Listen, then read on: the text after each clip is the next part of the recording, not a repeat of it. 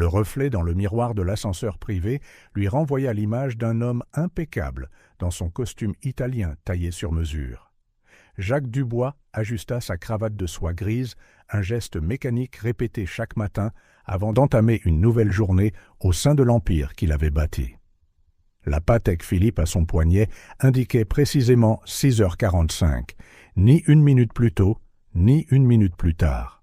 À 45 ans, chaque seconde de sa vie était chronométrée avec une précision chirurgicale. Les portes coulissèrent, sans un bruit, au 50e étage de la Tour du Bois, et ses pas résonnèrent dans le couloir désert.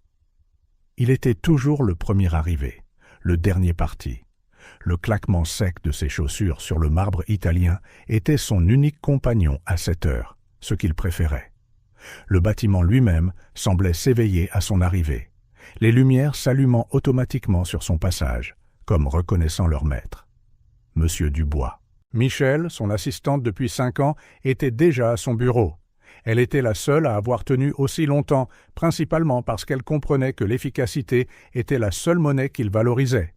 Pas le moindre sourire n'était échangé entre eux. Michel avait appris dès sa première semaine que manifester une émotion était aussi bienvenu qu'un virus informatique.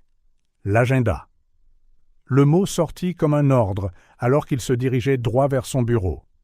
L'arôme d'un café premium flottait dans l'air, non par plaisir, mais parce que des études prouvaient que la caféine augmentait la productivité de 12%. Réunion à 7h30 avec le conseil concernant l'acquisition de Tech Solutions. À 9h45, conférence téléphonique avec les investisseurs chinois. À 11h20, examen des rapports trimestriels. À 14h, réunion avec les avocats au sujet de New Energy Inc. À 16h30, Jacques n'écoutait déjà plus. Ses yeux parcouraient les chiffres sur son écran d'ordinateur, analysant les fluctuations nocturnes du marché asiatique. Un sourire froid se dessina sur ses lèvres lorsqu'il constata que ses prédictions avaient été justes. Une autre entreprise tomberait entre ses mains pour une fraction de sa valeur réelle. Le téléphone sonna une fois. « Votre sœur en ligne 2, monsieur ?»« Occupée. » La réponse fut automatique, tout comme les 15 tentatives précédentes qu'elle avait faites au cours des 3 derniers mois. Claire ne comprenait jamais que les émotions étaient un luxe qu'il ne pouvait se permettre. Un instant, une vision s'imposa à son esprit.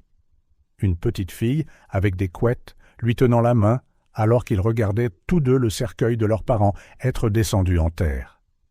Il avait 12 ans, elle n'en avait que 6. L'oppression dans sa poitrine ne dura qu'une seconde avant d'être ensevelie sous des couches de glace cultivées pendant des décennies. Sur le mur de son bureau, une unique photo en noir et blanc montrait un manoir victorien couvert de neige, l'orphelinat où il avait passé 6 ans avant d'être émancipé à 17 ans. C'est là qu'il avait appris sa leçon la plus précieuse. Faire confiance aux émotions était le chemin le plus rapide vers l'échec. Entre ces murs froids, il avait vécu assez longtemps pour savoir que la compassion n'était qu'un autre mot pour la faiblesse. La matinée avançait comme une partie d'échecs méticuleusement planifiée. Chaque mouvement était calculé, chaque décision analysée avec un détachement glacial. Durant la réunion du conseil, sa présence était comme un vent polaire qui gelait toute tentative d'argumentation. « Le représentant du personnel de Tech Solutions est là, monsieur. Il veut discuter du plan de licenciement. » Michel interrompit ses pensées avec son efficacité clinique habituelle. « Je ne reçois pas les employés. » Sa voix ne trahissait aucune hésitation. « Envoyez-le aux ressources humaines et préparez les documents pour l'acquisition de New Energy Inc. Je veux que tout soit prêt d'ici la fin de la journée. Mais, monsieur, ils n'ont pas encore accepté l'offre d'achat. » Un léger sourire traversa son visage, froid comme un matin d'hiver. « Ils le feront. D'ici la fin de la semaine, leur action chutera de 40%. Je m'en suis occupé. » De son bureau, il pouvait voir toute la ville qu'il avait un jour juré de conquérir. Les bâtiments plus petits semblaient s'incliner devant la Tour du Bois, tout comme leurs propriétaires s'étaient finalement inclinés à ses pieds au fil des ans. Chaque fenêtre reflétait le soleil levant comme des milliers d'yeux admirant son empire. Dans le tiroir verrouillé de son bureau, une coupure de journal jauni montrait une famille souriante devant une petite épicerie. Ses parents, fiers de leur petit commerce, ne se doutaient pas qu'ils deviendraient les victimes d'un vol bâclé à peine 3 mois après cette photo. Jacques n'avait plus jamais souri comme ça. Jamais vraiment souri du tout. Les heures se dissolvaient en une séquence infinie de réunions et de décisions. Dans chacune, Jacques Dubois était la personnification de l'efficacité d'entreprise.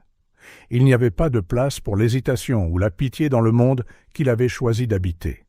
Sa réputation le précédait. L'homme qui avait transformé un petit investissement initial en un empire de plusieurs milliards de dollars en moins de 2 décennies. Au déjeuner, toujours à 13h précises, il mangeait seul dans son bureau tout en examinant des rapports. La nourriture, sélectionnée par son assistante selon un régime rigide calculé pour une performance cognitive maximale, n'était que du carburant. Le plaisir d'un repas était l'un des nombreux luxes qu'il avait abandonnés sur son chemin vers le sommet. L'après-midi s'étira en une succession de chiffres, de graphiques et de projections. Chaque décision était prise avec la froideur d'un ordinateur traitant des données. Peu importait le nombre de vies qui seraient affectées, à la fin, tout se résumait à des chiffres, sur une feuille de calcul. « C'est l'anniversaire de votre neveu aujourd'hui, monsieur », commenta Michel en lui tendant une autre pile de documents. « Votre sœur a laissé une invitation. L'invitation alla directement à la poubelle. Jacques n'eut pas besoin de dire quoi que ce soit, son geste parlait pour lui. Dans son monde, il n'y avait pas de place pour les fêtes d'anniversaire ou les rires d'enfants. Chaque minute perdue en sentimentalité pouvait coûter des millions. Quand la nuit tomba sur la ville, Jacques resta dans son bureau, les yeux fixés sur les lumières qui ponctuaient l'obscurité. Quelque part, sa sœur bordait probablement des neveux qu'il n'avait jamais rencontrés. Ailleurs dans la ville, des centaines d'employés de Tech Solutions passaient probablement des nuits blanches, craignant pour leur avenir. L'horloge indiquait 22h30 quand il se leva enfin de son bureau. Le bâtiment était complètement silencieux, à l'exception du faible bourdonnement des ordinateurs. En descendant dans l'ascenseur privé, son reflet dans le miroir était le même que le matin, immaculé, inébranlable, intouchable. Son chauffeur attendait déjà avec la portière de la Rolls-Royce ouverte. Pendant le trajet vers son penthouse, Jacques passa mentalement en revue les événements de la journée, calculant les gains et les pertes avec une précision de machine. Pour lui, c'était cela le succès, des chiffres positifs, un empire en expansion, un contrôle absolu. Mais ce n'était pas son problème. Dans le monde des affaires, il n'y avait de place que pour les plus forts, et Jacques Dubois était devenu non seulement fort, mais invincible, même si cela signifiait transformer son cœur en glace. 3 petites silhouettes se détachèrent sur le ciel orangé du coucher de soleil, assises sur la vieille balançoire dans la cour de l'orphelinat, les cerisiers en fleurs. Les triplés, Emma, Olivia et Sophie, partageaient non seulement le même visage angélique et les mêmes cheveux couleur de miel, mais aussi un secret qui les maintenait unis comme les perles d'un même collier. « Regardez, une étoile filante !» s'exclama Olivia en pointant le ciel, ses yeux brillant aussi fort que les étoiles qui commençaient à parsemer le firmament. Son carnet de croquis, toujours sur ses genoux, était rempli d'étoiles et de constellations qui, imaginait-elle, racontaient des histoires secrètes. « Il y en a 3, sursauta Emma, prenant naturellement le rôle de leader qu'elle tenait toujours parmi ses sœurs. « Comme nous, faisons un vœu. » Son regard déterminé était déjà fixé sur l'horizon, comme si elle pouvait voir au-delà l'avenir dont elle rêvait pour ses sœurs. Sophie, la plus sensible des 3, serra fort les mains de ses sœurs. « Ensemble, murmura-t-elle, comme nous l'avons promis. » Une larme silencieuse coula sur sa joue alors qu'elle fermait les yeux pour faire son vœu. Cela faisait exactement 1 an qu'elles étaient arrivées à l'orphelinat. Le souvenir de cette nuit pluvieuse hantait encore leurs rêves. Leur mère, les yeux rouges et les mains tremblantes, les laissant à la porte avec seulement une petite valise et 3 ours en peluche identiques. « Maman reviendra », avait-elle promis. Mais les saisons avaient changé 4 fois et elle n'était jamais revenue. Dans le dortoir partagé avec 6 autres filles, les triplés avaient créé leur propre monde. Elles poussaient leurs 3 lits ensemble, formant un triangle parfait où elles chuchotaient leurs secrets et leurs peurs sous la faible lueur d'une lampe de chevet. Chaque nuit, Emma, l'aînée de 2 minutes exactement, était la gardienne de ses sœurs. C'était elle qui organisait le Conseil des étoiles, comme elles appelaient leurs réunions nocturnes. Avec un courage qui semblait trop grand pour ses 5 ans, elle affrontait quiconque osait déranger ses sœurs. « Personne ne nous séparera jamais », répétait Emma chaque soir comme un mantra. « Nous sommes une constellation. Les étoiles doivent rester ensemble pour raconter une histoire. » Olivia vivait dans un monde à elle, peuplé de créatures magiques qu'elle dessinait dans son carnet usé. Ses dessins colorés ornaient les murs du dortoir, apportant de la vie aux coins les plus sombres de l'orphelinat. C'était elle qui créait des contes fantastiques pour faire sourire ses sœurs les jours difficiles. « Regardez, dit Olivia, en ouvrant son carnet à sa dernière page, « je nous ai dessinés en fées gardiennes. Chacune protège un vœu spécial des enfants du monde. » Sophie, la Benjamine de 4 minutes, avait le don de sentir la douleur des autres. C'était elle qui remarquait quand un autre enfant de l'orphelinat était triste, s'approchant discrètement pour offrir un câlin ou partager l'un des biscuits qu'elle gardait du petit déjeuner. Sa gentillesse naturelle en faisait une favorite parmi les soignants. Les matins à l'orphelinat suivaient une routine stricte, lever à 6h30, lit fait à 7h et petit déjeuner dans le réfectoire bruyant. Emma s'assurait toujours que ses sœurs aient l'air présentable, arrangeant leurs vêtements de seconde main avec un soin maternel. Dans l'école improvisée au sous-sol de l'orphelinat, chaque triplé se distinguait à sa manière. Emma dirigeait les groupes d'études, Olivia captivait tout le monde avec ses histoires en cours de français, et Sophie était la première à aider les camarades en difficulté. Les 3 petites étoiles, comme les appelait affectueusement Madame Lawrence, la cuisinière de l'orphelinat, semblaient avoir le don d'illuminer même les jours les plus gris en ce lieu. Même lorsque des couples intéressés par l'adoption passaient, ne montrant de l'intérêt que pour l'une d'entre elles, la réponse était toujours la même, prononcée à l'unisson. « Nous sommes un lot complet. » La nuit, alors que les autres enfants dormaient, les triplés se rassemblaient dans leur tente improvisée faite de draps, éclairée par la lampe de poche qu'Emma avait réussi à réparer. Là, Olivia dessinait ses rêves, Sophie partageait ses sentiments les plus profonds, et Emma planifiait leur avenir ensemble. « Un jour, murmura Emma en cette nuit spéciale d'étoiles filantes, nous aurons notre propre maison, avec un jardin plein de fleurs pour que Sophie s'en occupe. Et un atelier d'art pour Olivia, ajouta Olivia, les yeux pétillants d'imagination. Et une immense bibliothèque, intervint Sophie, avec toutes les histoires du monde. Et beaucoup, beaucoup de câlins, ajouta doucement Sophie, pour que nous n'ayons plus jamais froid dans nos cœurs. Les 3 s'étreignirent sous le ciel étoilé, leurs petits cœurs battant à l'unisson. Une douce brise balaya leurs cheveux identiques, comme si la nature elle-même voulait partager ce moment d'unité. « Promets encore », supplia Sophie en tendant son petit doigt.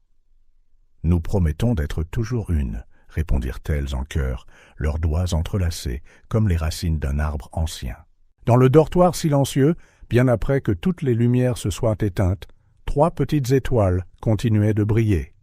Emma planifiant l'avenir, Olivia dessinant des rêves dans son esprit, et Sophie envoyant un amour silencieux à tous les autres enfants endormis. Et ainsi se terminait une autre journée à l'orphelinat, les cerisiers en fleurs, où 3 petites étoiles attendaient le moment de briller de toute leur intensité, unies par le lien le plus fort qui existe, l'amour entre sœurs. La nuit était particulièrement froide ce décembre, avec un brouillard dense qui transformait les lumières de la ville en halos dorés. Jacques Dubois conduisait lui-même sa Rolls-Royce, chose qu'il ne faisait que lorsqu'il avait besoin de réfléchir.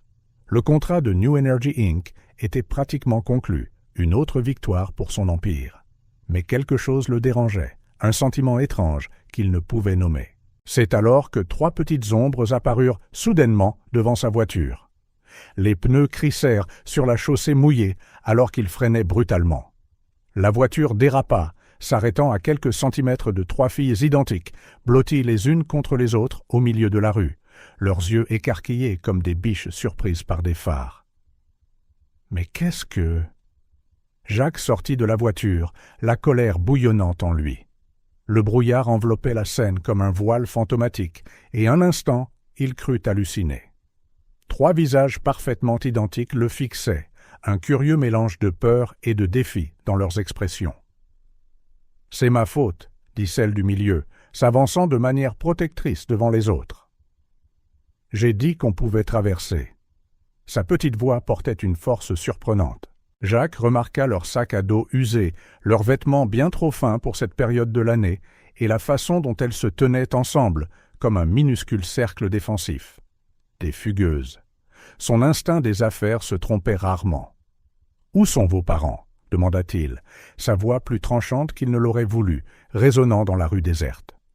« Nous n'en avons pas, » répondit la même fille, Emma, comme il l'apprendrait plus tard. « Et nous ne retournons pas à l'orphelinat. » Ses yeux brillaient de détermination. Le mot « orphelinat » frappa Jacques comme un coup de poing à l'estomac. Un instant, il fut transporté dans son propre passé. Le même froid mordant, le même sentiment d'abandon, le même désespoir de fuir. « Emma, » murmura l'une des autres, celle qui serrait un carnet de croquis contre sa poitrine. « J'ai froid. » Ses lèvres tremblaient, mais ses yeux restaient fixés sur Jacques, comme pour essayer de le déchiffrer. La troisième fille, qui était restée silencieuse jusqu'alors, fit un pas hésitant vers lui. « Tu as été seul aussi, n'est-ce pas ?» Sa voix était douce, mais ses mots transpercèrent les couches de glace que Jacques avait bâties au fil des ans. Le tonnerre gronda au loin et les premières gouttes de pluie commencèrent à tomber. Jacques regarda sa montre. 23h47. Dans quelques heures, il avait une réunion cruciale qui définirait l'avenir de centaines d'emplois. Il n'avait pas le temps pour ça. Ce n'était pas son problème. « Montez dans la voiture », s'entendit-il dire avant de pouvoir retenir les mots. « Je vous ramène. »« Non. » Emma serra les mains de ses sœurs. « Nous avons promis de rester ensemble. À l'orphelinat, ils veulent nous séparer. Ils ont déjà essayé 3 fois. » La pluie s'intensifia et Jacques se retrouva à un carrefour qui n'apparaissait sur aucune de ses feuilles de calcul d'évaluation des risques. Les filles tremblaient maintenant visiblement, leurs vêtements fins trempés. « Montez dans la voiture », répéta-t-il, la voix plus douce cette fois. « Je ne vous ramènerai pas, pas tout de suite. » Les 3 échangèrent un regard, ayant une de ces conversations silencieuses que seuls les frères et sœurs peuvent avoir.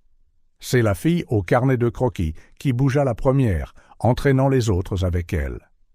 L'intérieur luxueux de la Rolls-Royce n'avait jamais semblé aussi déplacé. Les filles se blottirent sur la banquette arrière, 3 petites explosions de couleurs et de chaos dans son monde méticuleusement ordonné. « Je suis Olivia », dit celle au carnet de croquis, brisant le silence tendu. « Et j'aime bien ta voiture. On dirait un vaisseau spatial. »« Sophie », murmura celle qui l'avait étudiée avec des yeux qui semblaient voir à travers sa façade. Emma, la meneuse, ajouta, toujours méfiante. « Nous sommes des triplés, et on ne se sépare jamais, jamais. » Jacques les observa dans le rétroviseur, sentant son monde organisé commencer à s'effriter. Il y avait quelque chose dans ces 3 paires d'yeux identiques qui le troublait profondément.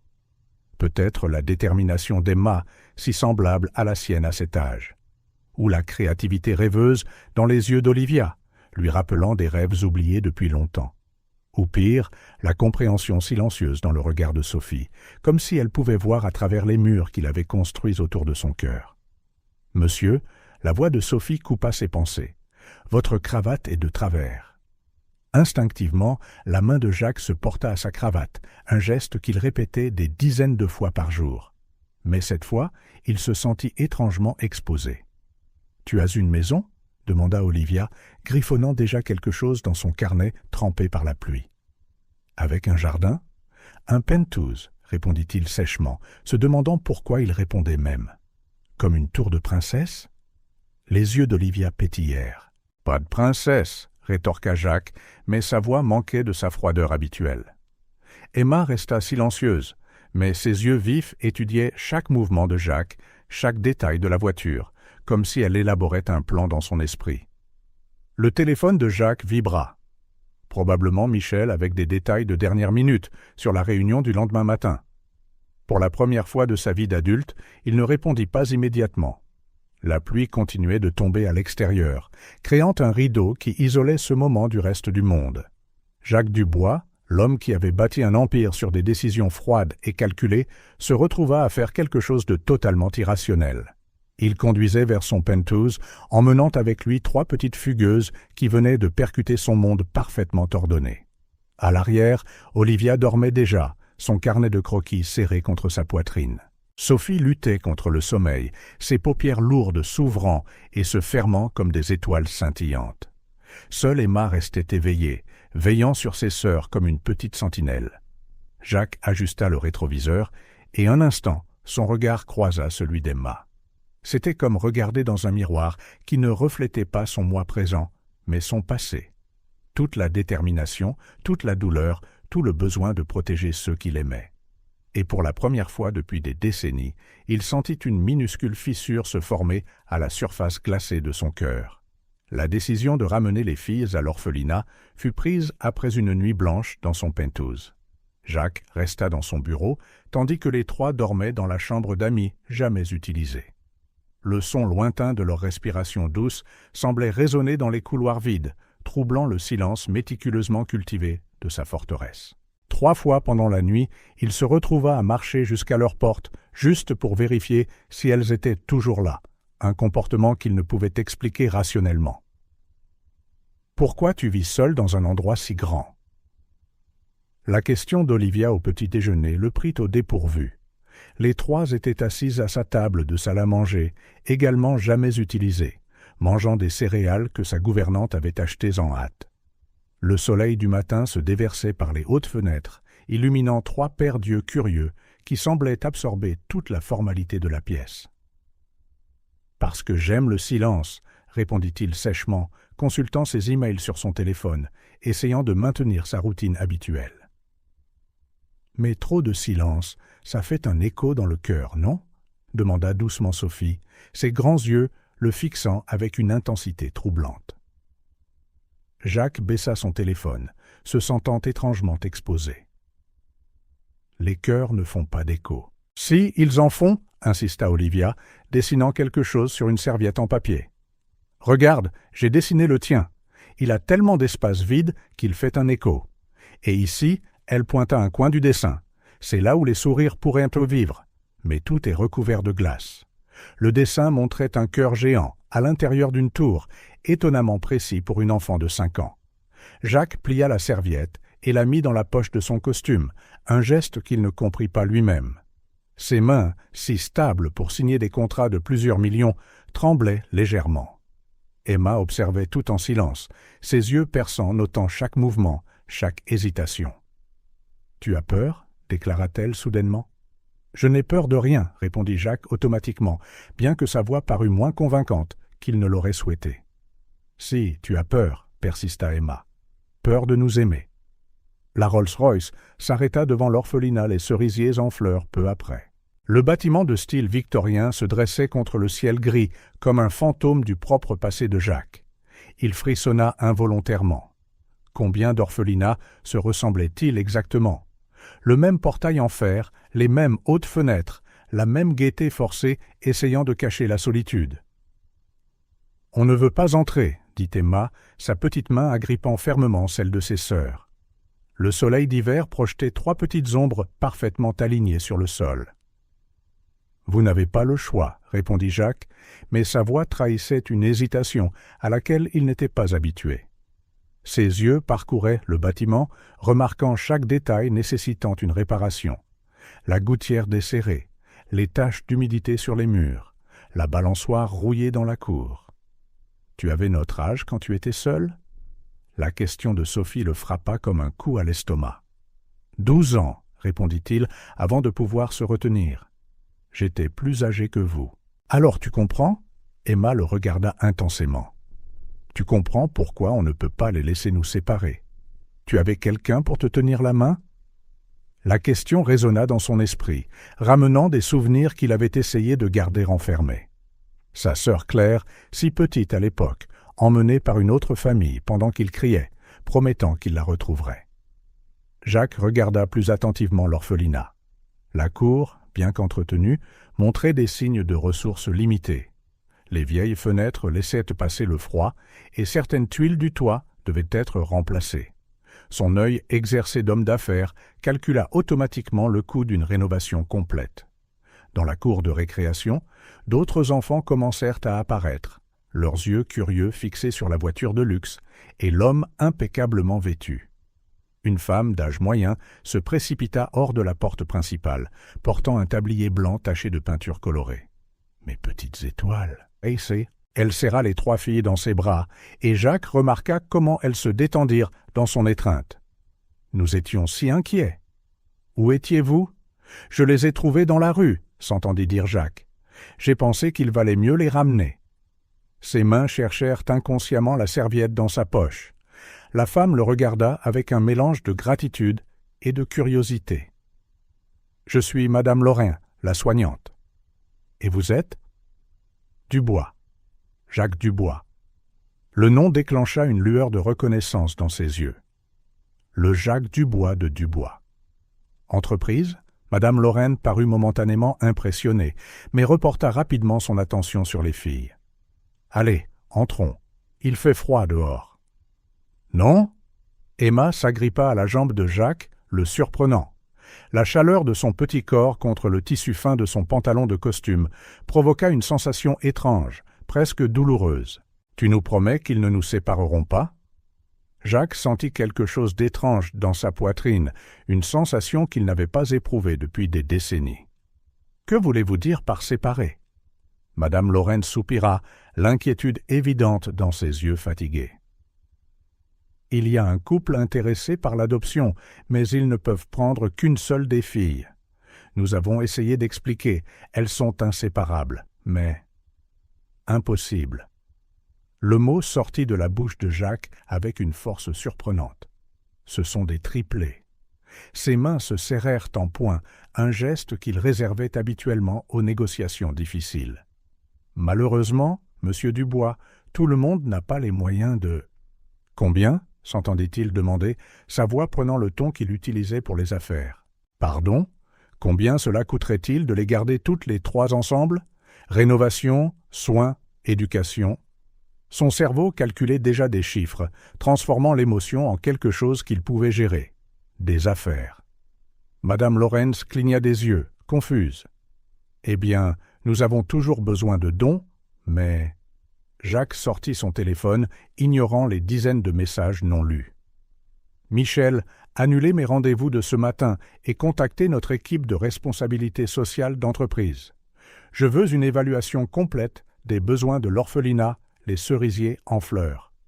Immédiatement. » Olivia sauta de joie, manquant de faire tomber son carnet de croquis. « Tu vas être notre ange gardien ?» Le mot « ange » sonna étrange aux oreilles de Jacques. Au fil des ans, on l'avait traité de bien des choses. Un requin, un prédateur, l'homme de glace. Mais jamais un ange.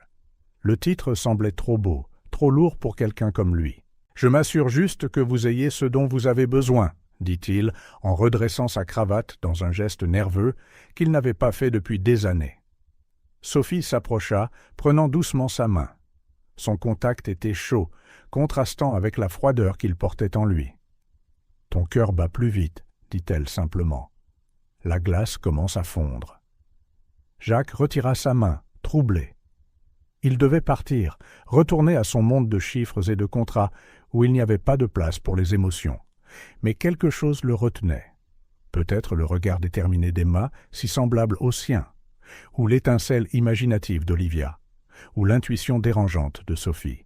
« Je peux passer, » se surprit-il à dire, pour m'assurer que l'argent est bien utilisé.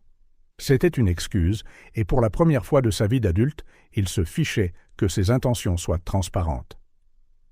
Les 3 sourirent à l'unisson, et un instant, le monde froid et calculé de Jacques parut moins solide. « Promis !» demandèrent-elles ensemble. Jacques Dubois ne faisait pas de promesses. Les promesses étaient pour les faibles, les sentimentaux. Il faisait des contrats, des accords, des marchés. Mais là, devant 3 paires d'yeux identiques, les mots lui échappèrent. « Je promets. » Sur le chemin du retour vers la ville, son esprit tenta de rationaliser ce qui venait de se passer. Ce n'était qu'un investissement social, se dit-il. Une bonne publicité pour l'entreprise. Des déductions fiscales. Mais le dessin d'Olivia sur la serviette semblait lui brûler la poche et il ne pouvait chasser le souvenir du contact de Sophie sur sa main. Dans le rétroviseur, il vit les trois lui faire signe de la main et quelque chose à l'intérieur, quelque chose qui avait dormi pendant des décennies sous des couches de glace, commença à s'agiter.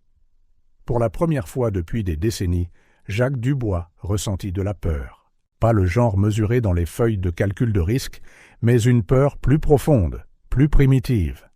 La peur de commencer à ressentir à nouveau.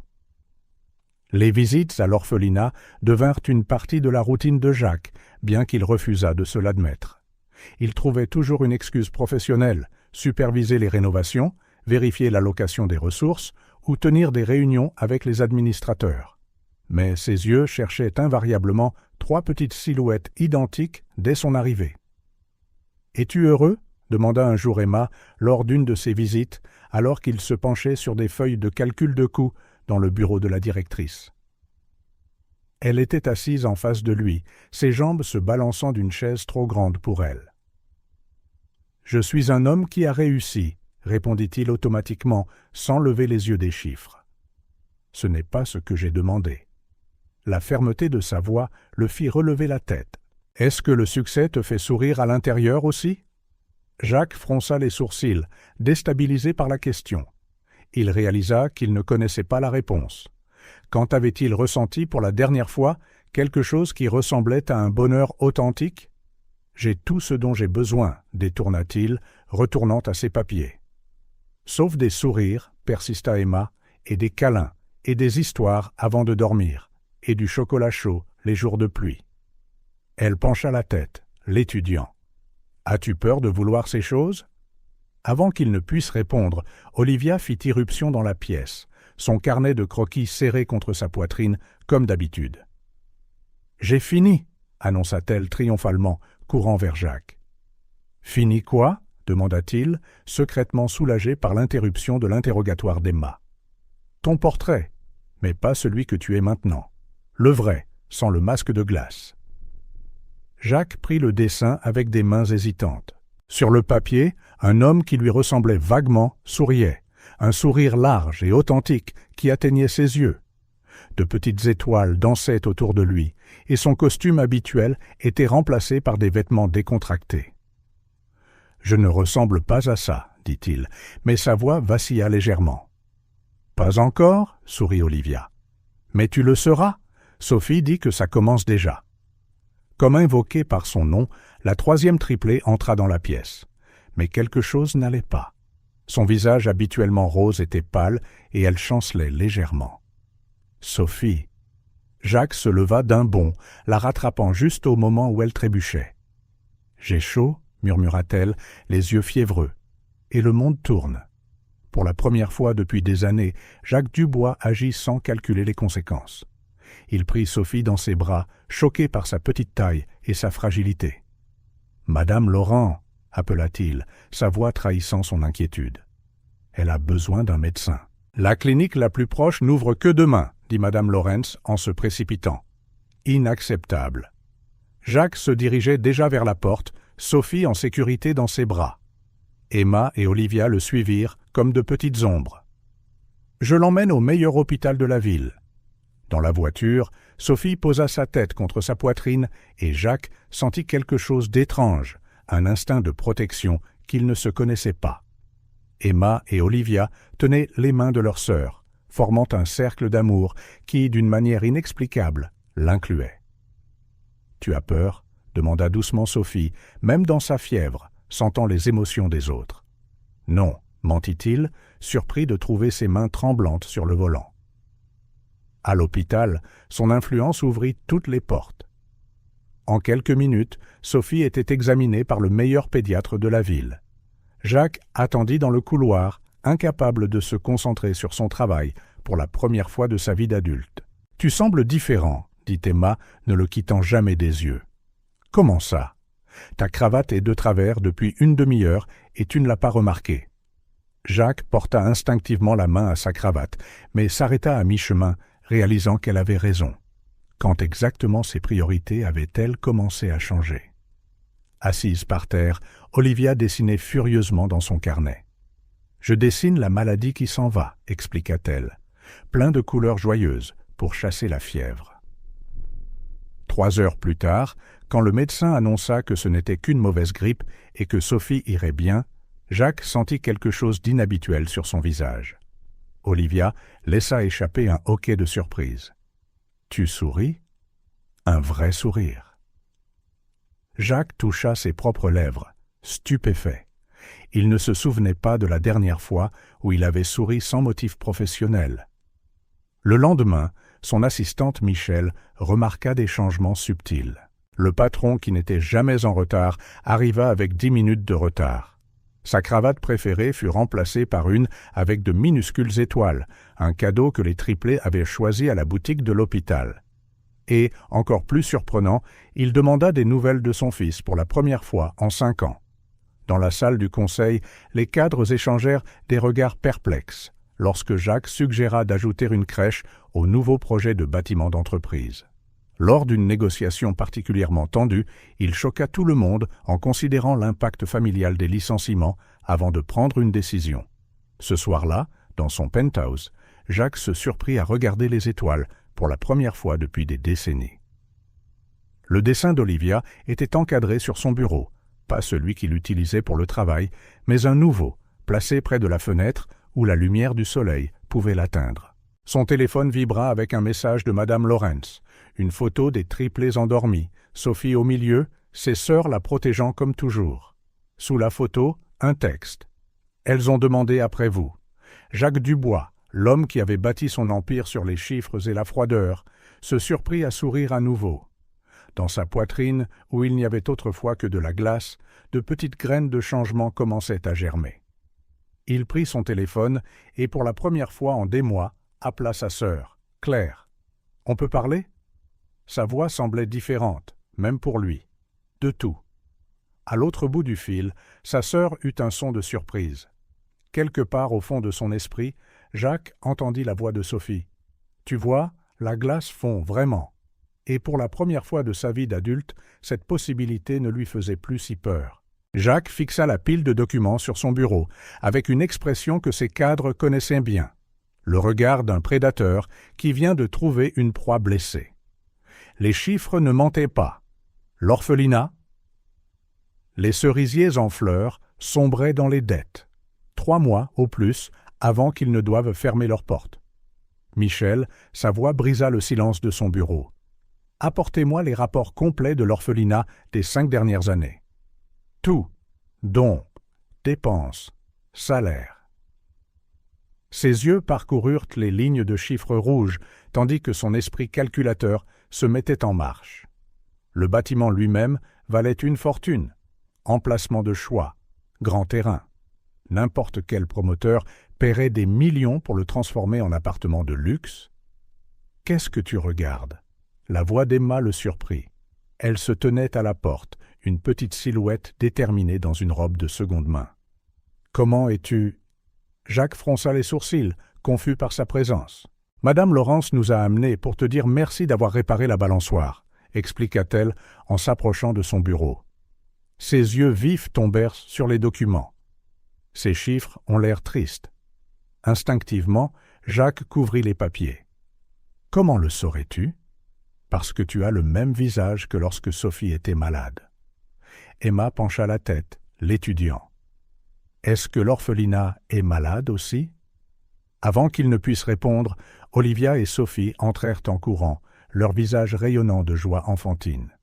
Olivia tenait un nouveau dessin, une scène vive et joyeuse, du terrain de jeu nouvellement rénové, rempli d'enfants rieurs. « Regarde, c'est tonton Jacques ?» Olivia tendit le dessin.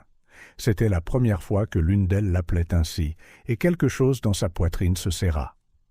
J'ai dessiné tout le monde heureux dans le nouveau terrain de jeu. Sophie, toujours à l'écoute des sentiments des autres, s'approcha silencieusement. « Quelque chose ne va pas, dit-elle simplement, ses yeux fixés sur les papiers sur le bureau. Les chiffres te font mal. » Jacques regarda les 3 filles, puis de nouveau les documents. Son instinct des affaires criait une solution simple. Laisser l'orphelinat faire faillite, acheter la propriété pour une fraction de sa valeur, profiter de millions sur un nouveau développement. C'est ainsi qu'il avait bâti son empire, en trouvant des opportunités, en ignorant le sentimentalisme. Qu'arrive-t-il quand un endroit n'a plus d'argent ? Demanda Emma, sa petite voix mais résolue résonnant dans la pièce.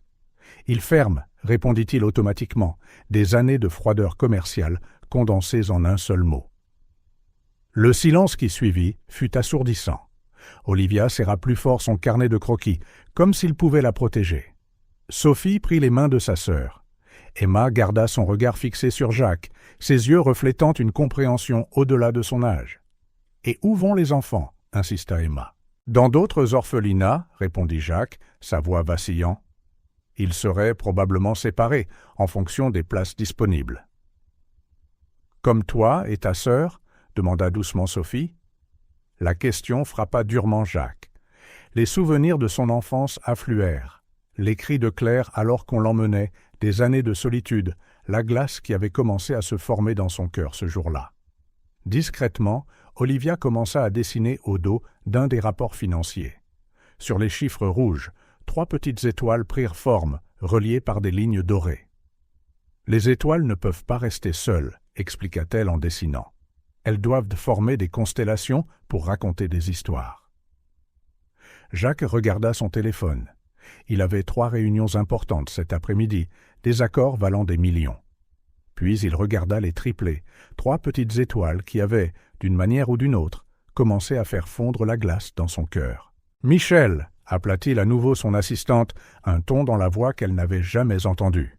« Annulez mes engagements de cet après-midi et convoquez une réunion d'urgence avec notre équipe de responsabilité sociale, d'entreprise et le département juridique pour demain matin, à la 1re heure. » Emma arbora un large sourire, un sourire qui lui rappelait le sien chaque fois qu'il concluait un marché gagnant. « Tu vas aider l'orphelinat ? »« Je vais faire plus que ça, » dit-il en décrochant le téléphone. « Je vais le sauver. » Les heures suivantes furent un tourbillon d'appels et de décisions. Jacques Dubois, l'homme connu pour détruire des entreprises, utilisait tout son pouvoir et son influence pour sauver un orphelinat. Il mobilisa ses relations bancaires pour restructurer les dettes. Il mobilisa ses contacts politiques pour accélérer les processus. Son équipe juridique reçut l'ordre de créer une fondation. « Pourquoi » demanda Sophie en le regardant travailler, ses petites mains jouant avec un stylo de son bureau. « Parce que certaines choses sont plus importantes que l'argent, » dit-il, se surprenant lui-même par la sincérité de sa voix. Olivia continuait de dessiner, remplissant maintenant les marges de chaque rapport financier de minuscules étoiles entrelacées. « Tu réchauffes le cœur du bâtiment », commenta-t-elle, sans quitter son travail artistique des yeux. Quand Madame Lorenz vint chercher les filles, elle trouva quelque chose qu'elle ne s'attendait jamais à voir. Jacques Dubois, le redoutable requin des affaires, assis par terre dans son bureau à plusieurs millions de dollars, étudiant un plan financier pendant qu'Olivia le décorait d'étoiles, que Sophie reposait sa tête sur son épaule et qu'Emma pointait sérieusement les chiffres en posant des questions étonnamment perspicaces. « Elles doivent y aller maintenant, » annonça Madame Laurent doucement, presque réticente à briser la scène. Jacques se leva, lissant son costume dans un geste automatique. Mais quelque chose était différent. Sa cravate restait de travers, il y avait des paillettes sur son pantalon, et un sourire subtil jouait sur ses lèvres. « Je commencerai à mettre en œuvre les changements demain, » dit-il à Madame Lorenz. « L'orphelinat Les Cerisiers en fleurs ne fermera pas. Vous avez ma parole. Et les promesses ne peuvent pas être brisées, » dit solennellement Emma, « car elles vivent dans le cœur, pas sur le papier. » En regardant les triplés partir, Jacques réalisa qu'il avait pris une décision qui ne pouvait s'expliquer par des feuilles de calcul ou des graphiques. Pour la première fois de sa vie d'adulte, il agissait avec son cœur, pas avec sa calculatrice. La salle du conseil de Dubois Entreprises n'avait jamais rien vu de tel. Jacques Dubois, connu pour ses présentations implacables sur les OPA hostiles et les restructurations d'entreprises, montrait maintenant des diapositives sur un orphelinat. Ses cadres échangèrent des regards confus alors qu'il détaillait le plan pour rénover et moderniser les cerisiers en fleurs. « Nous avons besoin de partenaires stratégiques. » Sa voix conservait son ton professionnel habituel, mais quelque chose de différent brillait dans ses yeux. Chaque société du groupe apportera son expertise. Traiter cela avec la même priorité que nos plus grands projets. Pendant la pause, son téléphone vibra avec un message de Madame Lawrence. Une photo des triplés sur la nouvelle balançoire qu'il avait fait installer, leur sourire illuminant l'écran. Pour la première fois, Jacques sourit pendant une réunion de direction. Monsieur Dubois, Michel le trouva en train d'étudier la photo. Le président de la banque a appelé au sujet de cette propriété du centre-ville. « Dites-lui que je ne suis pas intéressé, » répondit-il, surprenant son assistante. C'était une opportunité de plusieurs millions de dollars, le genre d'affaires qui l'aurait excité au plus haut point auparavant. Nous avons d'autres priorités maintenant. À l'orphelinat, les changements commençaient à se voir. L'entreprise de construction du groupe commença les réparations structurelles, la division technologique installa de nouveaux ordinateurs, la filiale alimentaire améliora l'approvisionnement de la cuisine. « Tu construis une constellation » observa Olivia en le regardant travailler sur son ordinateur portable dans la cour de l'orphelinat, en reliant différentes étoiles pour faire quelque chose de beau. Jacques leva les yeux d'une feuille de calcul de dons complexe. « Que veux-tu dire ?» Toutes ces entreprises, elle montra le logo de Dubois Entreprises sur son écran. « Elles sont comme des étoiles différentes que tu rassembles pour aider notre maison. » Emma, qui jouait à proximité avec d'autres enfants, s'approcha. « Pourquoi fais-tu tout ça ?» La question le prit au dépourvu. Pourquoi, en effet ? Ce n'était pas seulement des affaires, il y avait des moyens bien plus rentables d'investir son temps et son argent. Ce n'était pas pour la publicité, il gardait tout cela discret. Parce que, commença-t-il, réalisant qu'il ne savait pas comment terminer la phrase. « Parce que ton cœur te l'a dit », termina doucement Sophie, apparaissant à ses côtés comme elle le faisait souvent. « Et tu as finalement décidé de l'écouter. » Un jeune enfant tomba à proximité, commençant à pleurer. Avant que quiconque puisse réagir, Jacques se surprit à se lever pour aider. Il prit la petite fille, ses mains habituées à manipuler des contrats, essuyant maintenant doucement les larmes. « Je ne savais pas que vous saviez faire ça, » commenta Madame Lawrence en souriant. « Moi non plus, » admit-il honnêtement. Ce soir-là, dans son penthouse, Jacques examina les chiffres de la journée. Pas la bourse ou les acquisitions en cours, mais ceux de l'orphelinat. Chaque centime investi était personnellement suivi, chaque amélioration soigneusement planifiée, surprenant même lui-même. Son téléphone sonna. C'était Claire, sa sœur. « Jacques ?» Elle utilisa le surnom d'enfance qu'il n'avait pas entendu depuis des décennies. « J'ai entendu dire que tu es différent maintenant, que tu aides un orphelinat. Les nouvelles vont vite, » répondit-il sans sa distance habituelle. « Ce sont ces enfants, n'est-ce pas ? Ils font fondre toute cette glace. » Jacques jeta un coup d'œil à son bureau, où le dernier dessin d'Olivia le montrait entouré d'étoiles, avec un sourire sur son visage qui commençait à lui sembler moins étranger. « 3 d'entre elles, en particulier, » admit-il. Le lendemain, lors d'une visite surprise à l'orphelinat, il trouva Sophie en train d'apprendre à lire à l'un des plus jeunes. Il observa en silence, ému par sa patience et sa douceur à célébrer chaque mot correct. « Elle a un don spécial », nota Madame Lawrence en s'approchant. Toutes les 3 en ont. Emma organise les autres comme un petit chef. Olivia apporte de la joie avec son art. Elle mérite plus, s'entendit dire Jacques. Tous les enfants le méritent. C'est alors qu'il eut l'idée. Sauver l'orphelinat ne suffisait pas.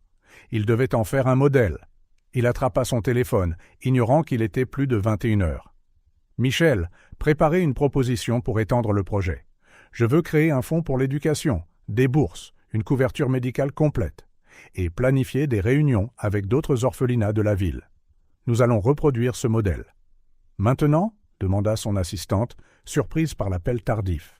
« Maintenant. Certaines choses ne peuvent pas attendre. » Quand il termina l'appel, il vit 3 paires d'yeux l'observer depuis le seuil de la porte. « Tu ne nous quittes plus, n'est-ce pas ?» demanda Emma, une rare vulnérabilité dans sa voix forte. « Non, » répondit-il, surpris par sa propre certitude. « Non. » Olivia courut vers lui, lui enlaçant les jambes. Après un moment d'hésitation, Jacques s'agenouilla et, pour la première fois, rendit correctement l'étreinte. Sophie et Emma se joignirent à eux. Et là, au milieu d'un couloir d'orphelinat, Jacques Dubois ressentit quelque chose à la fois d'étrange et de merveilleux, un sentiment d'appartenance. Ton cœur bat différemment, murmura Sophie. Plus chaud. Jacques réalisa qu'elle avait raison. La glace qui avait tenu tout le monde à distance pendant si longtemps fondait, goutte à goutte, câlin par câlin, sourire par sourire. Sur le chemin du retour ce soir-là, il s'arrêta dans un magasin de jouets. Il acheta 3 ours en peluche identiques. Pas parce qu'il le devait, pas parce que c'était stratégique, mais simplement parce qu'il voulait voir 3 sourires identiques. Le lendemain matin, son chauffeur, qui le servait depuis 15 ans, observa dans le rétroviseur quelque chose qu'il n'avait jamais vu. Jacques Dubois, l'homme de glace, souriant tout seul sur la banquette arrière, 3 ours en peluche sur le siège à côté de lui. « Tu jettes l'argent par les fenêtres, Dubois ?» La voix de Richard Fournier, son plus ancien partenaire en affaires, traversa le silence de la salle du conseil. « Orphelinat, fondation, qu'est-ce qui t'a pris ?» Jacques regarda la ville par la fenêtre panoramique, son reflet montrant un homme différent de celui qui avait occupé cette pièce des mois auparavant. Sa cravate, toujours impeccable, portait maintenant de petites étoiles brodées, un cadeau des triplés. « Je ne m'attends pas à ce que tu comprennes, Richard, » répondit-il calmement. « Mais j'attends que tu respectes ma décision. Le Conseil est inquiet. Tes récents mouvements n'ont aucun sens. Tu as refusé 3 acquisitions rentables, annulé des licenciements massifs. Et maintenant ça. » Richard se tortilla sur son siège. « Certains disent que tu as perdu la main. » Quelques mois plus tôt, de tels mots auraient enragé Jacques. Maintenant, ils ne provoquaient qu'une légère irritation. « Montre-leur les chiffres du dernier trimestre, » dit-il. « Nos bénéfices sont en hausse, la satisfaction des employés est en hausse, notre image publique s'est considérablement améliorée. Il ne s'agit pas des chiffres, Jacques, et tu le sais. Il s'agit de toi. Tu es différent. » La réunion se termina dans une impasse tendue. Pour la première fois de sa carrière, Jacques sentit le poids de la méfiance de ses pairs. Dans l'ascenseur privé, il desserra sa cravate, chose qui aurait été impensable des mois auparavant. Son chauffeur l'attendait, mais au lieu de donner l'adresse de son penthouse, Jacques demanda à aller à l'orphelinat. Il avait besoin de quelque chose, bien qu'il ne sût pas quoi. Il trouva les triplés dans la cour où Olivia montrait à d'autres enfants comment dessiner des étoiles. Quand elles le virent, leurs visages s'illuminèrent d'une manière qu'aucun succès commercial n'avait jamais provoquée. « Tonton Jacques !» Olivia courut vers lui, son carnet de croquis rebondissant. « Tu arrives juste à temps. On fait une pièce de théâtre. Une pièce sur un roi de glace qui apprend à aimer, » expliqua Emma en s'approchant avec un air entendu. « Mais il a peur de fondre. » Jacques sentit une étrange oppression dans sa poitrine. Comment voyait-elle toujours à travers lui? « Tu es triste ?» observa Sophie en lui prenant la main. « Est-ce que des gens essaient de geler à nouveau ton cœur ?» Il se surprit à hocher la tête, surpris par sa propre honnêteté. « Certains pensent que je change trop. »« Tu changes ?» acquiesça Emma avec une sagesse au-delà de son âge. « Mais pour le mieux. Maintenant, tu souris pour de vrai. » Jacques s'assit sur un banc dans la cour, et les 3 l'entourèrent comme de petites gardiennes. Olivia commença à dessiner, Emma exprima ses pensées à voix haute, et Sophie lui tint simplement la main, offrant silencieusement son réconfort. « Tu veux savoir ce que je pense ?» Olivia tendit son carnet, montrant un nouveau dessin. Un homme en costume entouré de glace qui fondait en fleurs. Parfois, il faut fondre pour que de belles choses puissent nous pousser. Les gens ont peur de ce qu'ils ne comprennent pas, ajouta Emma avec une sagesse déconcertante. Comme quand les autres enfants avaient peur de jouer avec nous parce qu'on est des triplés. Mais ensuite, ils ont appris à nous connaître. Et ils ont vu qu'être différent peut être bien, termina doucement Sophie. Jacques regarda autour de lui le jardin de l'orphelinat, maintenant rempli de nouveaux jouets et d'enfants heureux. Il vit les ordinateurs par la fenêtre de la salle d'études, les murs fraîchement peints, le potager en herbe. Tout cela parce qu'il avait osé être différent. « Tonton Jacques, Olivia le ramena sur terre. Pourrais-tu nous raconter une histoire aujourd'hui ? On n'a jamais entendu une histoire du soir d'un papa. » Le mot « papa » le frappa comme la foudre. Des souvenirs de son propre père, brefs et précieux, se mêlèrent à un désir non reconnu dans son cœur. Je ne sais pas raconter d'histoire, admit-il, se sentant vulnérable. Tout le monde sait faire, insista Emma. Il suffit de laisser parler son cœur. Et c'est ainsi que Jacques Dubois, l'homme d'affaires redouté, se retrouva à inventer un conte sur 3 petites étoiles qui enseignèrent à toute une constellation à briller d'une nouvelle manière. Plus tard, dans son penthouse, il découvrit un dessin qu'Olivia avait glissé dans sa poche. Il le montrait avec les 3 filles et au-dessus d'elles, les mots écrits d'une main d'enfant. « Notre famille ». Le mot le fit s'enfoncer lourdement dans son fauteuil. Famille. Quand s'était-il permis pour la dernière fois de penser à cette possibilité? Il prit son téléphone et pour la première fois depuis des années, appela sa sœur. Pas par obligation, mais parce qu'il avait besoin de parler. Claire, sa voix trahissait son émotion. « Comment as-tu su que tu étais prête à être mère ?» Il y eut un silence un instant à l'autre bout du fil. « On n'est jamais complètement prêt, Jacques, » répondit-elle enfin. « On le sent juste dans son cœur. Et si je rate tout ?» La vulnérabilité dans sa voix le surprit. « C'est ce que tu ressens? La peur d'être père ?» Le mot resta en suspens dans l'air, lourd de sens. Jacques regarda de nouveau le dessin, ces 4 silhouettes sous un ciel étoilé. « Elle mérite mieux qu'un homme de glace, » murmura-t-il. « Mais tu n'es plus cet homme, n'est-ce pas ?» demanda doucement Claire. « Les enfants peuvent nous faire ça. Ils nous donnent envie d'être meilleurs. » Le lendemain, lors d'une autre réunion tendue du conseil, Jacques fit quelque chose d'inédit. Au milieu d'une discussion sur la réduction des coûts, il sortit son téléphone et montra des photos de l'orphelinat, des enfants, des améliorations. Mesdames et messieurs, sa voix avait une nouvelle conviction. Je ne jette pas l'argent par les fenêtres. J'investis dans l'avenir, dans les gens, dans les possibilités. Ce n'est pas le Jacques Dubois que nous connaissons, commenta quelqu'un. Non, acquiesça-t-il avec un petit sourire aux lèvres. C'est quelqu'un de meilleur. Cet après-midi-là, en arrivant à l'orphelinat, il trouva les triplés en train de travailler sur leur pièce de théâtre. Il observa en silence pendant qu'Emma dirigeait, qu'Olivia peignait le décor et que Sophie aidait les enfants timides avec leurs répliques. « Voulez-vous participer ?» demanda Madame Lawrence en s'approchant. « Elles vous ont gardé un rôle spécial. »« Quel rôle ? Le roi qui apprend à aimer ?» sourit-elle. « Elles disent que vous avez de l'expérience en la matière. » Le bureau de l'avocate en droit de la famille semblait étrangement petit à Jacques Dubois, habitué aux somptueuses salles de conseil d'entreprise. L'avocate, maître Hélène Santos, l'étudia avec un mélange de curiosité et de scepticisme alors qu'il exposait sa situation. « 3 enfants, monsieur Dubois, d'un coup ?» Elle ajusta ses lunettes, parcourant son profil dans le système. « Et vous n'avez jamais été marié, c'est exact ?» « Exact », Jacques garda son ton professionnel, comme s'il négociait une autre acquisition d'entreprise. Mais ses mains, jouant inconsciemment avec un petit dessin glissé dans la poche de sa veste, trahissaient son anxiété. Vous réalisez que les adoptions multiples, surtout de triplés, sont un processus extrêmement complexe? Hélène feuilleta une pile de documents. Nous devrons prouver que vous avez non seulement les moyens financiers, mais aussi la capacité émotionnelle et psychologique d'élever 3 enfants. Donnez-moi la liste de tout ce dont j'ai besoin. Le temps presse. L'avocate esquissa un léger sourire. Monsieur Dubois, ce n'est pas comme acheter une entreprise. Vous ne pouvez pas simplement accélérer le processus avec de l'argent ou de l'influence. Nous devons suivre chaque étape avec soin. Plus tard dans la journée, à l'orphelinat, Jacques observa les triplés jouer dans la cour, digérant encore le briefing de l'avocate.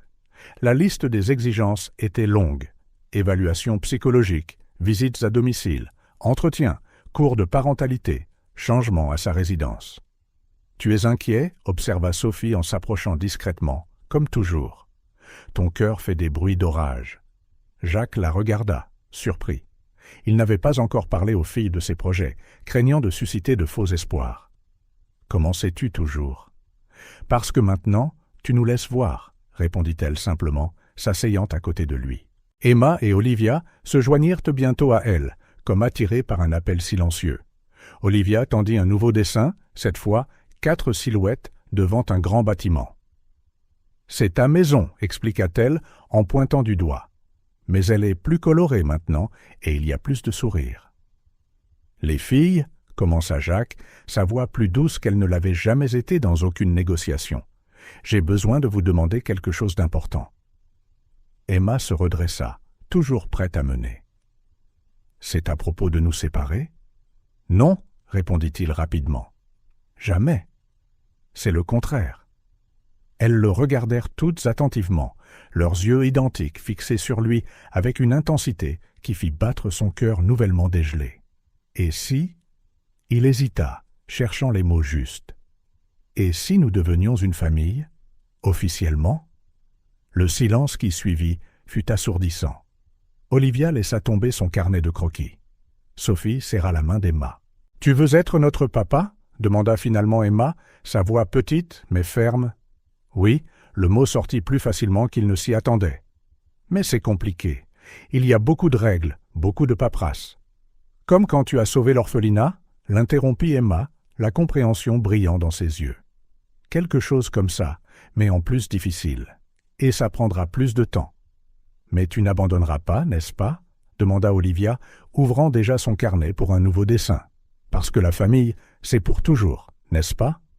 Je n'abandonnerai pas, promit-il, surpris par la force de sa propre voix. Le lendemain matin, son penthouse reçut pour la première fois la visite d'une assistante sociale. Jacques avait passé la nuit à tout réorganiser, transformant l'un de ses bureaux en une chambre colorée avec 3 lits, suivant les directives exactes de l'adoption.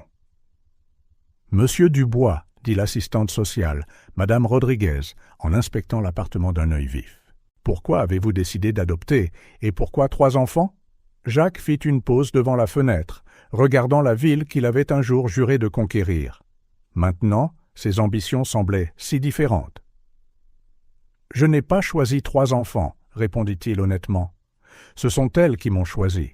Elles m'ont montré qu'il y a des choses plus importantes que les profits et les acquisitions. » Madame Rodriguez nota quelque chose sur son bloc-notes. « Vous réalisez que toute votre routine devra changer? Vous devrez être présent, assister aux réunions d'école, gérer les maladies, les cauchemars. »« Je change déjà, » répondit-il en pensant aux réunions qu'il avait annulées, aux nuits passées à faire des recherches sur le développement de l'enfant, au sourire qui venait maintenant plus souvent que ces expressions autrefois glaciales. De retour à son bureau d'entreprise plus tard, Michel le trouva non pas en train d'étudier des contrats ou des rapports financiers, mais des livres sur la parentalité et la psychologie de l'enfant. « Je n'aurais jamais pensé voir ce jour, » remarqua-t-elle en posant d'autres documents sur son bureau.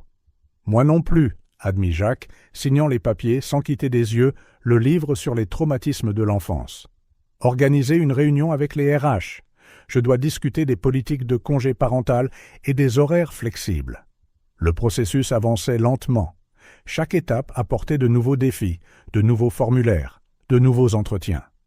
Jacques, habitué à tout avoir sous contrôle, se retrouvait en territoire inconnu. « Comment s'est passée l'entrevue ?»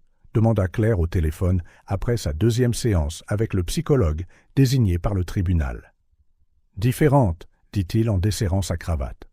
« Il m'a interrogé sur nos parents, sur l'orphelinat, sur les sentiments. Et comment t'en es-tu sorti en parlant de sentiments ? Mieux qu'il y a quelques mois, admit-il. Les filles, elles m'ont appris une nouvelle langue. À l'orphelinat, les triplés attendaient avec impatience ces visites, maintenant remplies d'une nouvelle signification.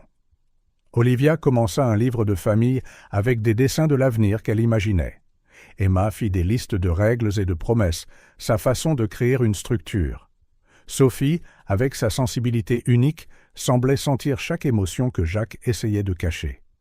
« Le juge va t'aimer, » déclara-t-elle un jour en le regardant remplir encore plus de paperasse. « Comment le sais-tu ? Parce que maintenant, ton cœur sonne comme l'amour, pas comme la glace. » Madame Lawrence, observant cette transformation quotidienne, offrit un soutien silencieux. « Elles n'ont jamais aussi bien dormi, » dit-elle un après-midi. « L'espoir est un merveilleux oreiller. » Les avocats continuèrent leur travail, naviguant dans les complexités de l'adoption multiple par un homme célibataire. Jacques surprit tout le monde en se présentant personnellement à chaque audience préliminaire, ses costumes impeccablement taillés, arborant désormais toujours un petit détail, des cravates à motifs d'étoiles, une épingle colorée, de petits signes des changements dans sa vie. « Vous êtes vraiment déterminé, » commenta un juge lors d'une des audiences. « Elles sont ma constellation, » répondit simplement Jacques, utilisant les mots d'Olivia. Et les constellations doivent rester ensemble pour raconter leur histoire. La nuit, dans son penthouse, maintenant de plus en plus rempli de dessins et de petites touches enfantines, Jacques s'autorisait à rêver de l'avenir. Il imaginait des petits déjeuners bruyants, des devoirs à la table de la salle à manger, 3 voix différentes, l'appelant « papa ». Phase 1 terminée, annonça maître Hélène après 2 mois. Maintenant, nous commençons des visites supervisées plus longues, des séjours le week-end, pour voir comment tout le monde s'adapte. Combien de temps jusqu'à la décision finale? Impossible à dire. Mais j'ai rarement vu des cas avec un tel dévouement, monsieur Dubois, et encore moins avec autant d'amour mutuel évident. Jacques plaça le dernier dessin d'Olivia dans un tiroir spécial réservé à leurs œuvres. Celui-ci montrait 4 cœurs reliés par des lignes dorées, avec la phrase « La famille, c'est quand l'amour a une maison ». En regardant par la fenêtre de son bureau, il vit son reflet dans la vitre. L'homme de glace avait disparu, remplacé par quelqu'un qui savait maintenant sourire, qui portait des dessins d'enfants à côté de contrats de plusieurs millions de dollars, qui racontait des histoires au téléphone avant de dormir. Quelqu'un qui, pour la première fois de sa vie d'adulte, n'avait pas peur d'aimer. Jacques resta éveillé toute la nuit, contemplant les lumières de la ville depuis son penthouse. Le document sur son bureau, intention d'adopter, attendait sa signature. C'était étrange comme ce simple morceau de papier l'intimidait plus que n'importe quel contrat de plusieurs millions de dollars qu'il avait jamais signé. Sur le mur de son bureau, maintenant décoré des dessins d'Olivia, la progression de sa transformation était enregistrée en lignes colorées. Le premier portrait montrait un homme dans des tons de gris, seul dans une haute tour. Le dernier dessin représentait 4 silhouettes souriantes entourées d'étoiles dorées. « Michel » dit-il par l'interphone alors que le soleil commençait à se lever. « Annulez mes rendez-vous du matin. Je dois aller à l'orphelinat. » Il trouva les triplés au petit déjeuner, leurs petites silhouettes baignées dans la douce lumière du matin. Quelque chose dans son expression dut révéler l'importance du moment, car toutes les 3 arrêtèrent immédiatement ce qu'elles faisaient pour le regarder. « Nous devons parler, » dit-il en s'asseyant avec elle. Les mots, si courants dans les négociations commerciales, portaient maintenant un poids très différent. « C'est à propos de devenir notre vraie famille ?» demanda directement Emma, ses yeux vifs étudiant chacune de ses réactions. Jacques sentit son cœur, si longtemps gelé, commencer à s'emballer. « Oui, je veux que ce soit officiel. Légalement. Alors tu veux vraiment être notre papa ?» Olivia cherchait déjà son carnet de croquis, comme si elle devait enregistrer ce moment. « Si vous voulez de moi, » répondit-il, surpris par la vulnérabilité de sa propre voix. « C'est une décision que nous devons prendre ensemble. » Sophie, qui était restée silencieuse jusqu'alors, se leva de sa chaise et s'approcha de lui. Ses petits doigts touchèrent doucement son visage. « Ton cœur fait un bruit de cascade, » dit-elle doucement. « As-tu peur de nous aimer trop ?» Sa question le frappa plus durement que n'importe quelle confrontation en salle de conseil. C'était exactement ça. Pas la peur de la responsabilité ou de l'engagement, mais la peur de l'intensité de l'amour qu'il ressentait déjà pour elle. Peut-être, admit-il, pour la première fois de sa vie d'adulte, s'autorisant à montrer sa faiblesse. « Ça fait si longtemps que je n'ai laissé personne entrer dans mon cœur. Mais nous y sommes déjà, » déclara Emma, inébranlable, depuis cette nuit pluvieuse. Olivia tourna son dernier dessin vers lui, encore inachevé, mais montrant déjà 4 cœurs reliés par des lignes dorées. La famille, ce n'est pas que du papier. C'est quand les cœurs forment une constellation. Jacques sortit le document officiel de sa poche et le posa sur la petite table de salle à manger.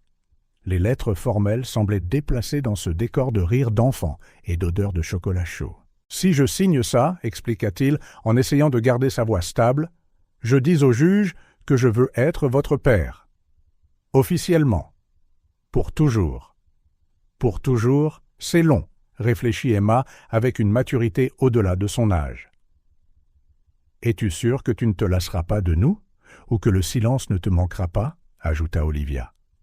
Ou que tu ne voudras pas récupérer ton cœur, termina Sophie. Jacques regarda chacune d'entre elles. Emma avec sa force et son leadership. Olivia avec sa créativité et sa joie. Sophie avec sa profondeur tranquille.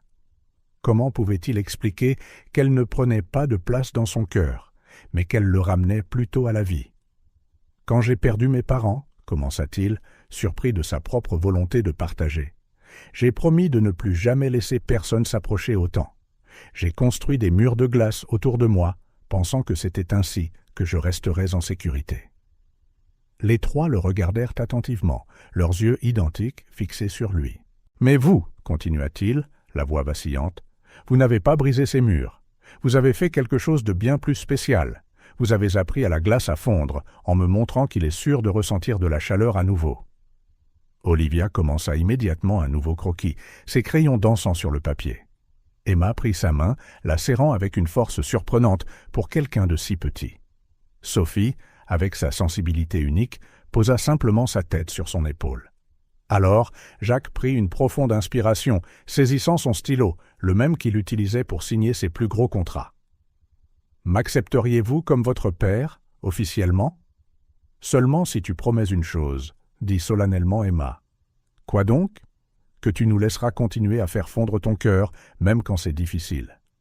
Même quand tu as peur, ajouta Olivia. Même quand ça fait mal d'aimer autant, conclut Sophie. Jacques sentit quelque chose de chaud sur son visage, et à son grand choc, il réalisa que c'étaient des larmes. Les premières qu'il s'était autorisées depuis des décennies. « Je promets, dit-il, la voix tremblante d'émotion. De ses mains qui, pour la première fois de sa vie, tremblaient en signant un document, Jacques Dubois officialisa son intention d'adopter. Les lettres de sa signature, normalement si fermes et mesurées, dansaient maintenant légèrement sur le papier, comme si elles aussi étaient émues. « C'est officiel maintenant ?» demanda Olivia en tendant son nouveau dessin. 4 cœurs fondants et se mêlant en une constellation brillante. « Nous avons encore du chemin à parcourir, » dit Jacques en rangeant soigneusement le document. « Mais c'est la première étape officielle. Comme quand tu as commencé à sourire pour de vrai, » observa Emma. « Ou quand tu nous as laissé te faire un câlin, » ajouta Olivia. « Ou quand ton cœur a commencé à sonner comme l'amour, » termina Sophie. Madame Laurent, qui avait observé de loin, s'approcha, les yeux pleins de larmes. Je n'aurais jamais pensé voir le jour où Jacques Dubois pleurerait à la table du petit déjeuner de l'orphelinat. Jacques essuya ses larmes, sans gêne. Moi non plus, mais je ne m'attendais pas non plus à trouver 3 étoiles qui me guideraient pour rentrer à la maison. Ce soir-là, dans son penthouse, Jacques fit quelque chose qu'il n'avait jamais fait auparavant. Il transforma son salon formel en une cabane de couverture, suivant les instructions pas à pas que les filles lui avaient données. S'installant là, entouré de dessins, d'ours en peluche et de rêves d'avenir, il prit le téléphone pour appeler Claire. « Tu as signé ?» demanda-t-elle avec anxiété. « Oui, » dit-il en regardant la ville à travers les interstices de la cabane improvisée. « C'est officiel. J'essaie de devenir papa. »« Non, Jacques, » le corrigea doucement Claire. « Tu es déjà papa. Le papier ne fait que prouver ce que ton cœur sait déjà. » Et pour la première fois de sa vie, Jacques Dubois s'endormit en souriant, rêvant non pas d'acquisitions ou de profits, mais de 3 petites étoiles qui avaient choisi son cœur autrefois gelé pour y élire domicile. Le lendemain, dans le bureau de maître Hélène Santos, une femme plus âgée entra, portant un dossier usé et une expression inquiète. Linda Johnson, une ancienne employée de l'orphelinat Les Cerisiers en fleurs, s'approcha de Jacques qui examinait les derniers documents de son adoption et toute l'ambiance de la pièce changea. « Monsieur Dubois, » commença Linda, la voix tremblante, « il y a quelque chose que vous devez savoir sur les triplés, quelque chose que j'ai gardé pour moi toutes ces années. » Jacques se redressa sur sa chaise, son instinct des affaires sentant une mauvaise nouvelle. « Quel genre d'information ?» Linda ouvrit le dossier, jauni par le temps, révélant des documents et de vieilles photographies. « J'étais de service la nuit où elles sont arrivées. Ça ne s'est pas passé comme le dit le dossier officiel. La révélation tomba comme une bombe dans la pièce. Maître Hélène, qui avait observé en silence, s'approcha pour examiner les documents. La mère des filles, continua Linda, ne les a pas abandonnés par choix. Elle fuyait. Jacques sentit son cœur, celui que les triplés avaient aidé à dégeler, se serrer. Fuyait quoi? Qui? De qui? Précisa Linda en tendant une vieille photo. On y voyait une jeune femme tenant 3 bébés, son expression un mélange d'amour et de peur. Le père des filles était un homme puissant et dangereux. Elle a fui pour les protéger. Maître Hélène parcourut les documents avec une inquiétude croissante. Cela pourrait compliquer le processus, monsieur Dubois, s'il y a des problèmes de sécurité non résolus. Laissez-moi finir, dit Linda. Leur mère, Maria, m'a fait promettre de garder ce secret jusqu'à ce que quelqu'un de vraiment digne vienne s'occuper d'elle, quelqu'un avec assez de pouvoir pour les protéger. Jacques se dirigea vers la fenêtre. La ville en bas continuait son rythme frénétique, inconsciente du drame qui se déroulait dans ce bureau. « Leur père sait-il où elles sont ?»« Non, répondit Linda. Maria a été très prudente. Elle a changé de ville, modifié des documents. Mais elle hésita. Il la cherche toujours. Et s'il découvre un jour l'existence des filles... » Un lourd silence s'installa.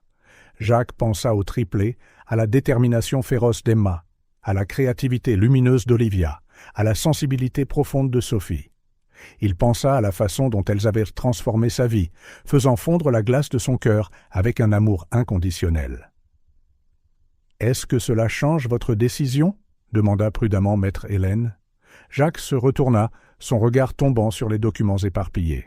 « Cela change tout, dit-il fermement, mais pas de la manière que vous pensez. » Linda l'observa attentivement. « Que voulez-vous dire ? Avant, je voulais les adopter parce qu'elles m'ont appris à aimer à nouveau. Maintenant, il prit la photo de la jeune mère et de ses bébés. J'ai une raison de plus. Les protéger. Honorer le sacrifice que cette femme a fait. »« Monsieur Dubois, intervint maître Hélène, je dois vous avertir. Cela pourrait être dangereux. Si cet homme découvre, alors il découvrira que les filles ne sont plus seules, termina Jacques, sa voix prenant le ton que ses cadres reconnaissaient comme inébranlable. Elles ont un père maintenant, et j'utiliserai tout mon pouvoir et mon influence pour les garder en sécurité. Plus tard, à l'orphelinat, Jacques observa les triplés jouer dans la cour. Chaque mouvement, chaque sourire, portait maintenant une nouvelle signification. Il pouvait voir des traces de Maria sur leur visage, la même détermination brillant dans leurs yeux. « Tu es différent aujourd'hui », remarqua Sophie en se glissant silencieusement près de lui comme elle le faisait toujours. « Ton cœur fait le bruit d'une tempête et d'un soleil en même temps. »« Comment est-ce possible ?» demanda Jacques, stupéfait par sa perspicacité. « Parfois, il faut une tempête pour protéger ceux qu'on aime, dit-elle simplement. Mais l'amour est comme le soleil, il brille toujours derrière les nuages. » Emma et Olivia les rejoignirent, chacune apportant sa propre énergie spéciale. Olivia montra fièrement son dernier dessin, une famille d'étoiles protégée par un bouclier étincelant. « Vous savez que je ferai n'importe quoi pour vous protéger, n'est-ce pas ?» demanda doucement Jacques. « Bien sûr, » répondit Emma avec sa certitude habituelle. « Tu le fais déjà. C'est pour ça que ton cœur a fondu en premier lieu. » De retour dans le bureau de maître Hélène, Jacques signa une nouvelle série de documents. Mesures de sécurité ajoutées, enquêteurs privés, système de protection amélioré. « Êtes-vous sûr de cela ?» demanda l'avocate une dernière fois. « Vous pouvez encore reculer. » Jacques sortit le dernier dessin d'Olivia de sa poche, celui avec le bouclier brillant. « Vous savez ce que les filles m'ont appris ? Que parfois, l'amour ne consiste pas seulement à le ressentir, c'est le protéger, c'est se battre. » Linda Johnson, qui était restée silencieuse, sourit à travers ses larmes. Maria serait heureuse de savoir que ses filles ont trouvé non seulement un père, mais un gardien. Cette nuit-là, dans son penthouse, Jacques apporta des modifications à son testament, réorganisa ses entreprises et mit en place des fiducies de protection. Chaque décision, chaque détail était une autre pierre dans le mur qu'il construisait. Non pas de glace comme avant, mais d'amour et de protection. Son téléphone sonna. C'était Claire. « J'ai appris la nouvelle, dit-elle. « Jacques, es-tu sûr ?»« Pour la première fois de ma vie, répondit-il en contemplant la ville en contrebas, je suis absolument certain de quelque chose. Elles ne sont plus seulement mes étoiles, Claire. Elles sont ma mission. Le lendemain, lors d'une autre visite supervisée, Jacques observa les triplés avec un regard neuf. Elles n'étaient pas seulement 3 petites étoiles qui avaient fait fondre son cœur gelé, mais 3 trésors précieux qu'une mère courageuse avait confiés au destin en espérant que quelqu'un de digne les trouverait. « Tonton Jacques », appela Olivia en tendant un nouveau dessin. « J'ai dessiné notre famille avec des ailes d'ange. Parce que les anges protègent, n'est-ce pas ?» Jacques prit le dessin, sentant son cœur autrefois glacé s'élargir d'amour et de résolution. « Oui, mon étoile, les anges protègent. Et maintenant, vous en avez un qui ne laissera jamais rien de mal vous arriver. »« Promis ?» demanda Emma, une rare vulnérabilité brillant dans ses yeux. « De tout mon cœur, répondit Jacques Dubois, un homme autrefois connu pour sa froideur, mais qui découvrait maintenant un amour protecteur féroce, au-delà de tout ce qu'il avait jamais ressenti. Ainsi, le défi final ne devint pas un obstacle, mais une confirmation.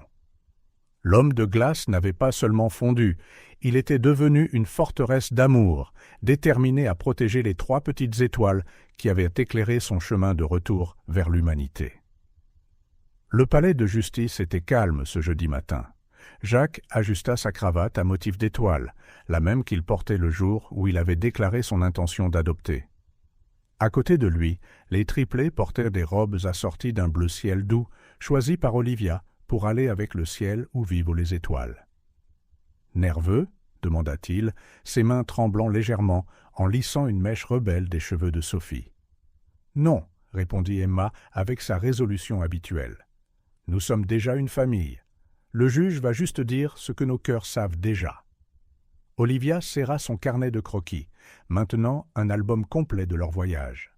Sur la première page se trouvait l'homme de glace dans sa tour solitaire. Sur la dernière page, encore fraîche, 4 silhouettes souriant sous un ciel étoilé, avec famille écrit en lettres dorées. La juge Thompson entra, ses yeux bienveillants parcourant les personnes rassemblées. Madame Lawrence était là, ainsi que Linda Johnson, Claire et sa famille, et même Michel, qui voyait son patron afficher ouvertement ses émotions pour la première fois. « Nous sommes ici aujourd'hui, » commença la juge Thompson, pour officialiser ce qui, d'après ce que j'ai observé ces derniers mois, est déjà une famille de cœur. Jacques sentit Sophie lui serrer la main. À travers son contact, il pouvait sentir le pouls accéléré de son propre cœur, autrefois de glace, maintenant débordant d'amour et d'espoir. « Monsieur Dubois, » continua la juge, « au cours de toutes mes années de service, j'ai rarement vu une transformation aussi profonde que la vôtre. Vos dossiers ne montrent pas seulement des changements pratiques, mais une véritable révolution de l'esprit. » Emma se redressa, la fierté brillant dans ses yeux. Jacques aurait pu jurer voir un petit sourire de satisfaction sur son visage. Elle avait toujours cru que ce jour viendrait. « Et vous, les filles, » dit la juge en se tournant vers les triplés, « avez-vous quelque chose à dire avant que je ne rende la décision finale ?» Olivia se leva la première, son carnet de croquis à la main.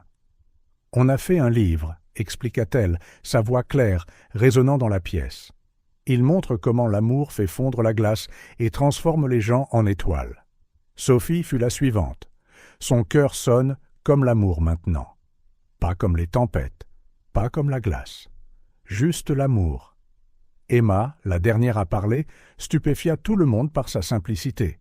« Il est déjà notre papa.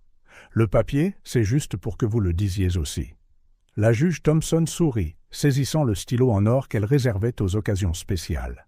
« Eh bien, alors, laissons le papier dire exactement cela. » Le moment de la signature sembla se dérouler au ralenti. Jacques regarda chaque trait du stylo de la juge, chaque mot qui officialisait ce que son cœur savait depuis longtemps. Il était maintenant un père. Père de 3 petites étoiles qui l'avaient guidé sur le chemin de retour vers sa propre humanité. « En vertu des pouvoirs qui me sont conférés, déclara la juge, je déclare par la présente la famille Dubois officiellement établie. Emma, Olivia et Sophie Dubois sont désormais légalement et irrévocablement vos filles. Leur première étreinte en tant que famille officielle fut un enchevêtrement de bras, de larmes et de rires. Jacques s'agenouilla pour les regarder dans les yeux, et elles l'entourèrent, comme elle l'avait toujours fait. Emma avec son esprit protecteur, Olivia avec sa joie débordante, Sophie avec sa connexion profonde.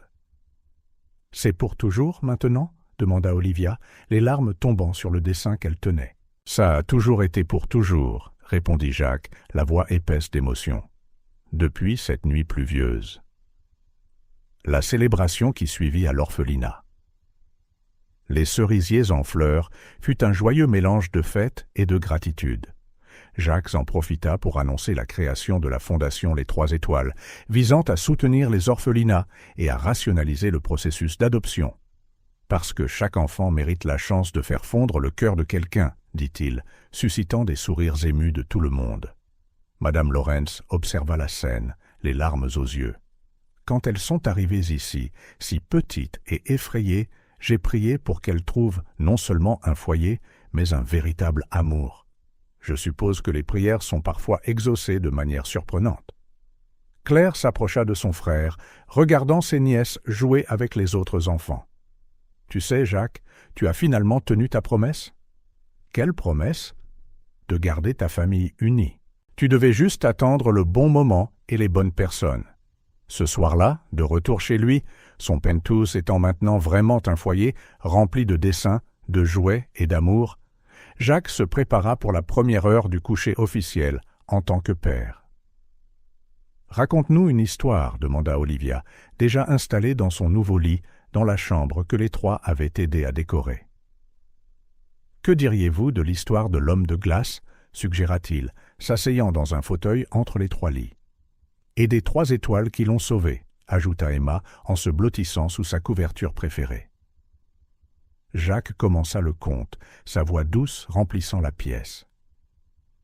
Il était une fois un homme qui avait construit une forteresse de glace autour de son cœur, pensant que c'était ainsi qu'il resterait à l'abri de la douleur.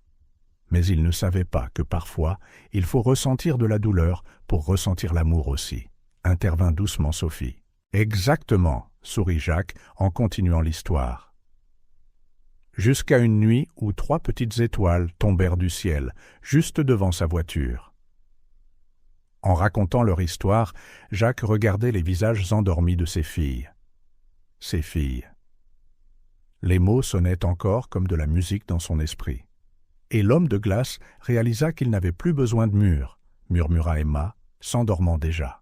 « Parce que les étoiles sont plus fortes que la glace, » dit Olivia, ses paupières lourdes. « Et l'amour est plus chaud que la peur, » conclut doucement Sophie. Quand toutes les trois furent enfin endormies, Jacques resta là, s'assurant que leur rêve était en sécurité.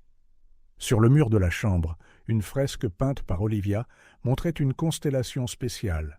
3 étoiles guidant un cœur qui était autrefois de glace, mais qui brillait maintenant de toutes les couleurs de l'amour. Dans son bureau improvisé à côté, le premier don de la Fondation Les Trois Étoiles était déjà en cours de traitement. Les cerisiers en fleurs n'étaient que le début. Jacques prévoyait d'étendre le programme, créant un réseau de soutien qui transformerait d'autres vies, tout comme la sienne avait été transformée. Son téléphone vibra. Un message de Michel avec l'agenda du lendemain. Parmi les réunions et les engagements, il y avait maintenant de nouveaux éléments. 10 heures, réunion à l'école des filles. 15 heures, cours d'art d'Olivia. 17 heures, présentation d'Emma. 19 heures, heure du conte avec Sophie. Jacques Dubois, l'homme autrefois connu uniquement pour son sens des affaires impitoyables, sourit en lisant l'emploi du temps. Son empire se mesurait maintenant non pas en dollars ou en acquisitions, mais en sourires, en câlins et en moments fugaces d'amour. Il jeta un dernier coup d'œil dans la chambre des filles avant d'aller se coucher. La lumière du couloir projetait 3 petites ombres sur le mur, comme des étoiles dansant dans le ciel nocturne. « Bonne nuit, mes étoiles » murmura-t-il. « Merci de m'avoir appris à briller à nouveau. » Et c'est ainsi que, dans un penthouse surplombant la ville, une nouvelle constellation familiale commença son voyage. L'homme de glace était devenu un père, et 3 petites étoiles avaient trouvé leur place dans l'univers, exactement là où elles devaient être, éclairant mutuellement leur chemin, pour toujours. car parfois les plus grands cadeaux sont enveloppés dans les circonstances les plus inattendues. Et pour Jacques Dubois, fier père de 3 enfants, le plus grand cadeau de tous était arrivé en cette nuit d'orage, lorsque son cœur avait enfin trouvé le chemin de la maison.